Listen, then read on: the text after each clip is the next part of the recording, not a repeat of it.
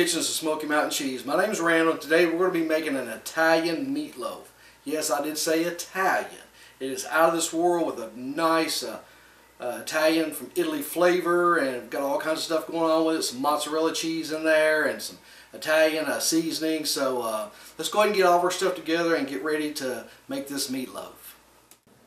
Okay, we got everything all together for our Italian meatloaf. We have 1.5 pounds of ground hamburger, 80/20. 1 pound of or roll of sausage, hot, mild, your choice. I prefer Swaggerty's just because I like good quality sausage. 2 cups of Italian breadcrumbs. 1.5 cups of salsa, and not the chunky kind. I get just the regular salsa. 3 eggs.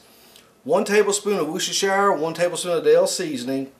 Here we have 1 tablespoon of garlic powder, 1 tablespoon of pepper, and we have 1 packet of Italian seasoning mix, like if you want to make Italian dressing or whatever you want to do. And then we have 1 tablespoon of Italian seasoning by itself, and 1/2 cup of mozzarella. So we're going to get all this in here and get it all combined, and then we're going to start working it with our hands, and I would suggest you take your jewelry off while you do this.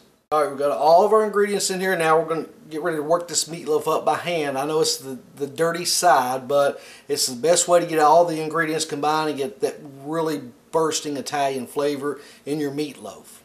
So this is going to hit a 375-degree oven covered in a 9x13 baking pan, and we're going to pull the cover off and check it after about an hour. About an hour is what we want, because then we're going to put it back in uncovered, and we're going to cover this nice little meatloaf with some ketchup. We're going to brush a little ketchup on top of it. And while it's baking, be sure to grab some Smoky Mountain Noble beer cheese. We got chipotle, we got jalapeno.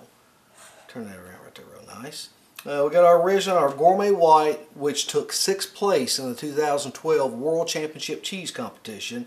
And what's really special about these cheese spreads, they're 100% natural, they're low calorie, low carb, and they're made by veterans. This company is Smoky Mountain Cheese, which is a service-disabled, veteran-owned company. So the next time you're in your store, grocery store, if they don't have it, ask for it. Ask for the bull. Anyway, so let's go ahead and get this in a 9x13 pan. Get it at 375 for about an hour. Then we're going to take a look at it from then. Okay, our Italian meatloaf just come out of the oven. It was in there for about an hour for 375 degrees. So now what we're going to do is brush it down with some ketchup and pop it back in the oven for about another 15-20 minutes. So we've got our Italian meatloaf all coated with ketchup here, and I'm going to go ahead and hit this with a little bit more Italian seasoning right on top. That way we got that nice Italian flavor coming in. So we'll get this coated real good with the Italian seasoning and pop it in the oven. So for about another 15-20 minutes, and we should be good. Okay, we had about another 15 minutes in the oven, and I had it on broil for just a couple minutes, and this Italian meatloaf is ready to cut into and serve up. So let's put it on a plate and see how it looks. So we got our Italian meatloaf out of the pan on a plate. Now we're getting ready to serve it up. So let's go ahead and just cut into this and see how it's going to look. Oh wow, look at that. Very tender, very juicy. Look at that.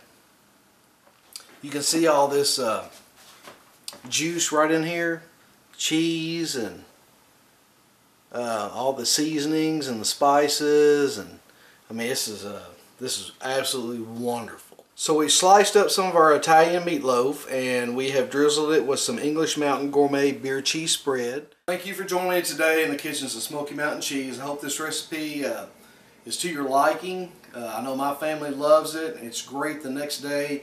I'm really partial to meatloaf sandwiches, so anyway, thank you, and we look forward to seeing you again, and may you have a blessed day.